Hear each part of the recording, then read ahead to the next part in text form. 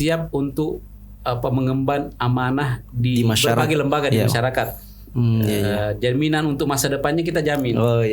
Karena dikasih duit untuk kuliah dan ketika kuliah dia bisa mencari kerja dengan ijazah S2 dan S3 itu. Ini saya kira tidak ada di Indonesia, bahkan di dunia tidak ada. Seluruh Nusantara ini ada ya perwakilan dari Aceh sampai Papua. Wah, luar biasa ya. Itu mahasiswanya. Dari Aceh sampai Papua mahasiswanya. Jadi tidak lokal ya. Jadi internasional. Dan dosen-dosennya itu Syekh Osama. Itu ulama cemerlang di Al-Azhar saat ini. Itu dosennya. Imam Bashar. Itu dari Amerika. Habib Ali Al-Jufri. Itu Habib paling hebat lah sekarang di dunia ini, maksudnya presiden Mesir. Dan mengajar di sana. Dan mengajar di situ. Belum lagi lokal.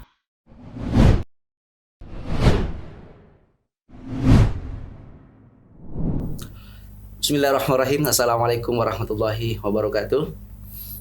Alhamdulillahirabbil alamin. Wassalatu wassalamu ala Rasulillah wa ala alihi wa washabihi ajmain, amma ba'du.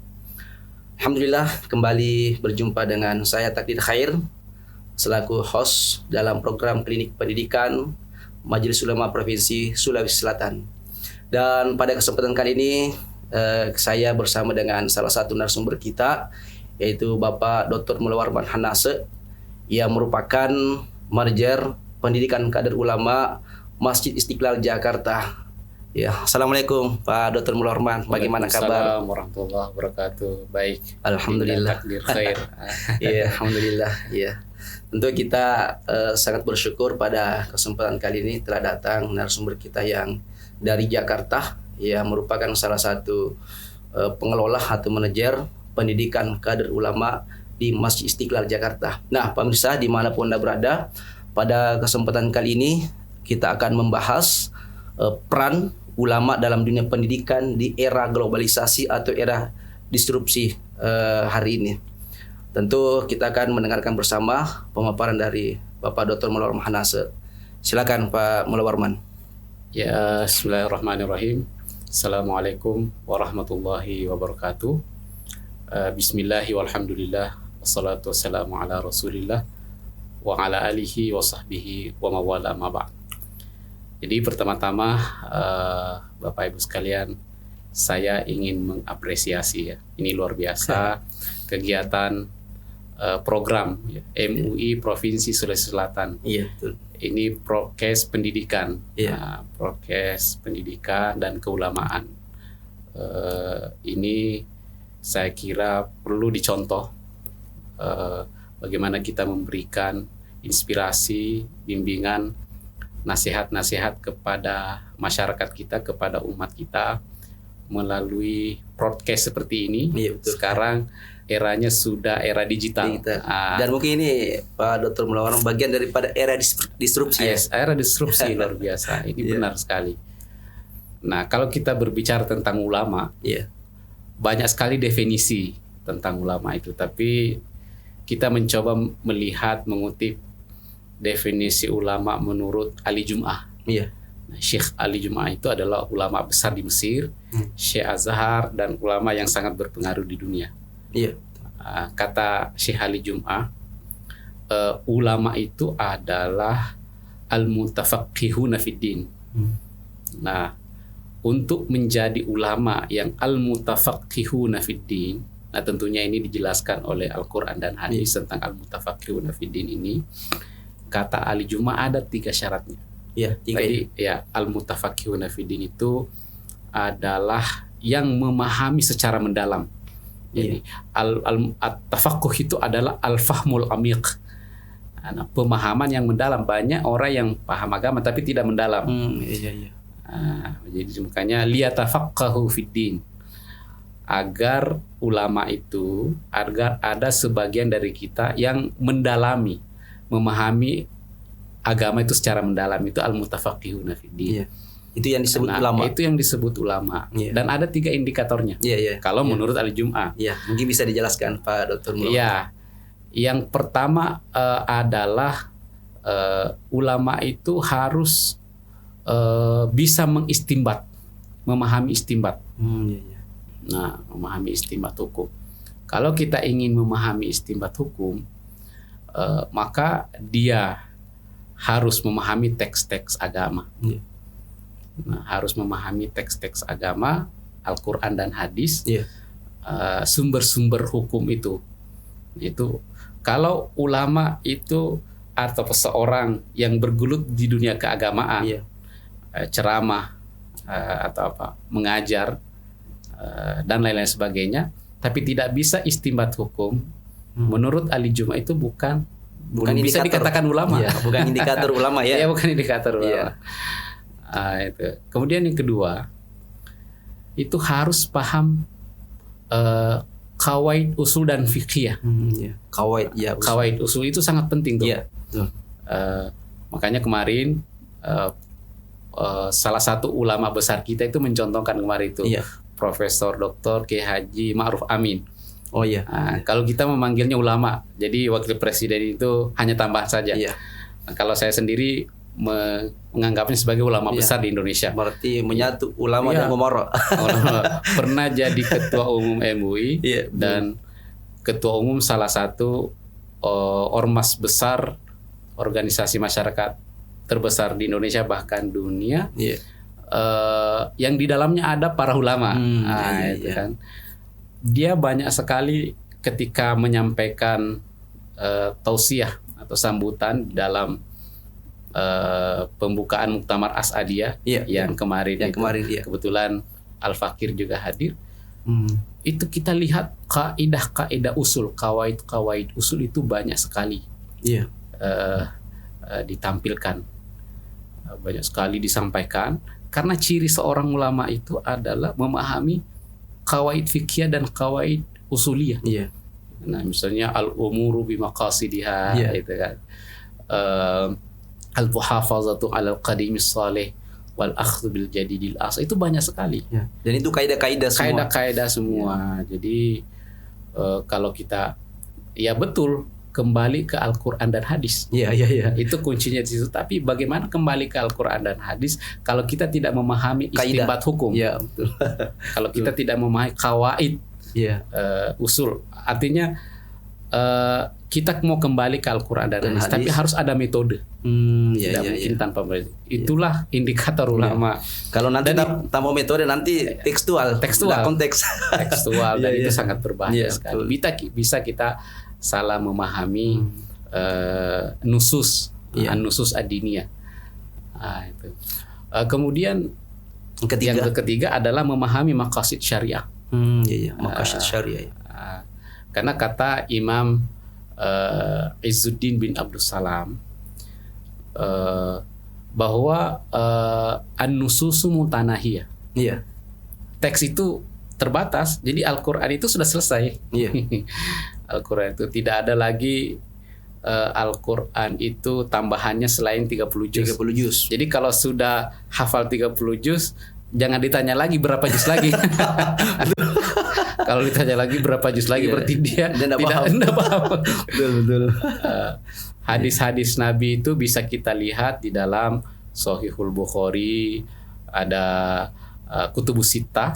Itu bisa kita lihat itu. Jadi ada hadis sahih, ada hadis hasan, ada hadis dhaif, dan kajian soal itu banyak. Itu mutanahiyah terbatas. Tetapi al-waqi'at ghair mutanahiyah. Realitas itu tidak terbatas. Sehingga bagaimana menjembatani antara teks yang terbatas itu dengan realitas yang tidak terbatas itu, salah satunya adalah paham maqasid syariah. Jadi ulama itu harus paham maqasid apa sih, kenapa Allah memerintahkan zakat misalnya. Kenapa Allah memerintahkan puasa? Ada ininya. Mungkin juga dari kenapa situ. Memerintahkan nikah? Itu ada semua maqasid ada asbabun nuzulnya juga di situ. Iya, ada itu dalam kajian ini ya, kalau kajian ulumul hadis ada asbabun nuzul. Itu harus paham itu. Sehingga nanti bisa mengistinbat hukum. Itu. Baik, terima kasih Pak Dr. Mulwarman. Ini menarik sekali kita punya pembahasan tentang ulama itu ya. Ternyata ulama itu ada indikatornya ya. Tadi minimal 3 yang sudah disebutkan. Berarti Pak Mulwarman, ulama itu tidak dilihat dari pakainya saja, surbannya. Jadi kan biasa kan di masyarakat pada umumnya kan itu kalau ada orang berpakai misalnya pakai surban, pakai jubah, kemudian menciri khaskan ulama, kadang-kadang itu dianggap ulama padahal ada indikatornya ya, orang disebut ulama ya. Ditambah lagi, tidak dilihat dari berapa followernya. Iya. Betul. Berapa followernya kan kadang-kadang tuh ada penceramah atau dai yang followernya jutaan ya. Itu tidak dilihat dari situ. Tapi dilihat dari kedalaman ilmunya. Ya. Kalau dulu kata orang tua kita di Sulawesi Selatan ini, Bugis Makassar, malise. Jadi tidak hanya sekedar ceramah, tapi malise. Semuanya dibutuhkan. Dai itu dibutuhkan untuk membimbing masyarakat. Tapi yang paling dibutuhkan adalah ulama yang al-mutafaqqihuna fid-din. Atau kalau di dalam bahasa Bugis Makassar itu malise. Itu sederhana. Malamu. Al-mutafaqih itu ada ulama yang malise istilahnya. Dan malise itu ditemukan di pesantren-pesantren. Di pesantren yang memang mempelajari agama itu secara sistematis. Secara kafah. Misalnya belajar bahasa dulu, belajar nahwu saraf dulu, nanti baru belajar ulumul hadis, balaghah, nanti belajar usul fikih. Nah itu. Itulah yang yang dibutuhkan saat ini. Baik Pak Mullah Warman, jadi tema kita kan ini peran ulama dalam dunia pendidikan di era disrupsi ini. Ya, kira-kira peran ulama dalam dunia pendidikan, apalagi melihat era sekarang ini kan, dulu kalau di pesantren itu kan biasanya dikenal tradisional. Nah, bagaimana peran ulama ini ya sehingga tetap memakai metode-metode yang lama tapi juga tidak ketinggalan dengan era global ini dalam dunia pendidikan. Seperti itu Pak Mullah Warman. Oke. Ini jadi begini Pak Kiai Takdir, saya panggil Pak Kiai karena ini ulama juga, ini lulus pesantren bukan ulama baru. Jadi begini Pak Kiai Takdir, kita lihat dulu apa sih itu ya disebut dengan disrupsi. Disruption. Disruption itu sebenarnya ada irisannya dengan yang biasa kita sebut dengan era postmodernisme. Postmodernisme, era ketidakteraturan. Era ketidakteraturan. Ini terbalik-balik. Dunia ini terbalik-balik kan. Nah, itu bahasa sederhananya dari disrupsi. Nah, banyak orang yang dianggap hebat tapi sebenarnya dia tidak malise. Dia malise tapi mungkin era pencitraan. Karena seringnya tampil di media sekarang kan, di Facebook, di YouTube dan seterusnya kan. Jadi itu namanya era pencitraan. Juga namanya era pencitraan. Itu ada seorang filosof posmo itu, Jacques Derrida.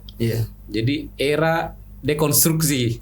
Dekonstruksi itu itu ada irisnya dengan era dekonstruksi.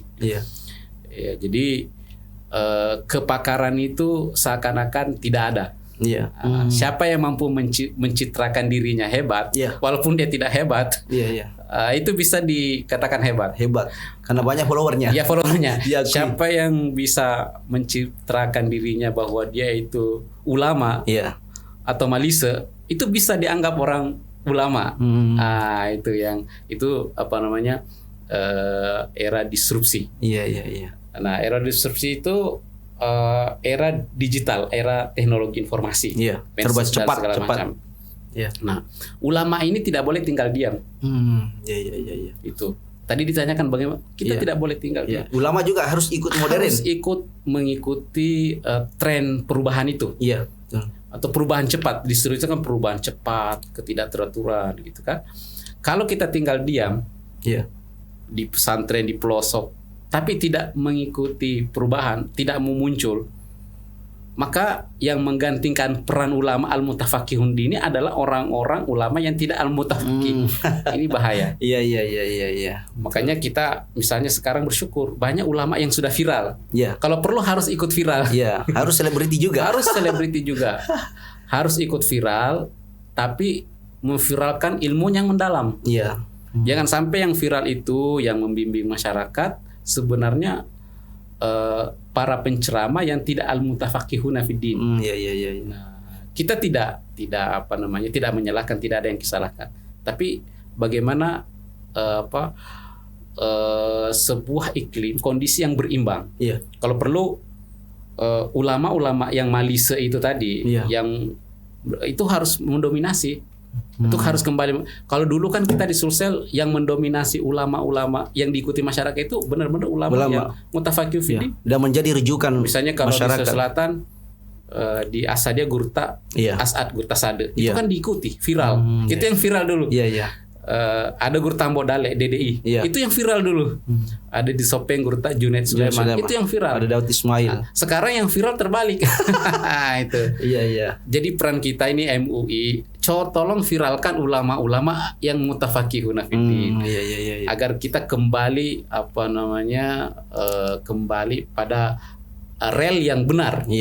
Rel yang benar. Jangan sampai yang viral itu yang tidak bisa memberikan bimbingan yang tepat ke depan.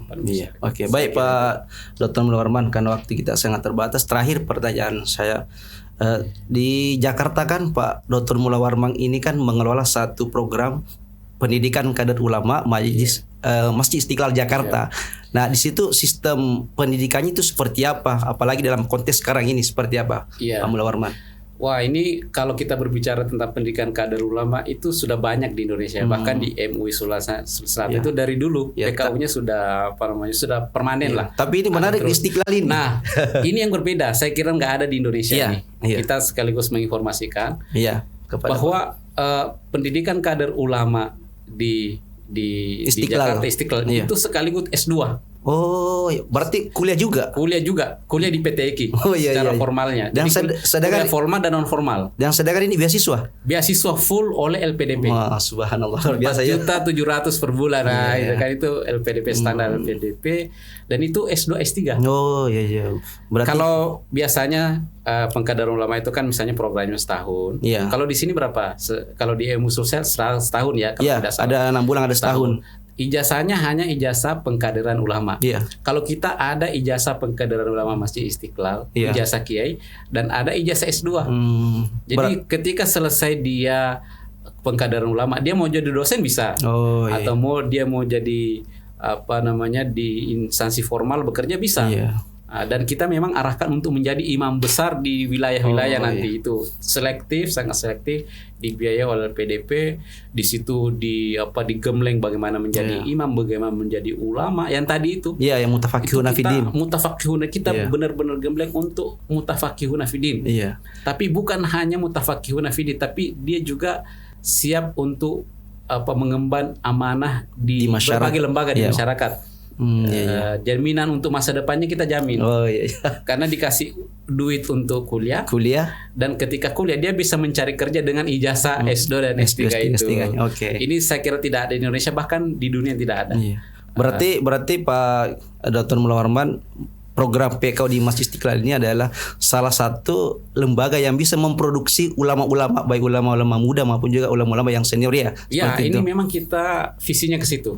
Kita orientasinya ke situ. Jadi kita akan memproduksi ulama-ulama yang berkaliber internasional ya.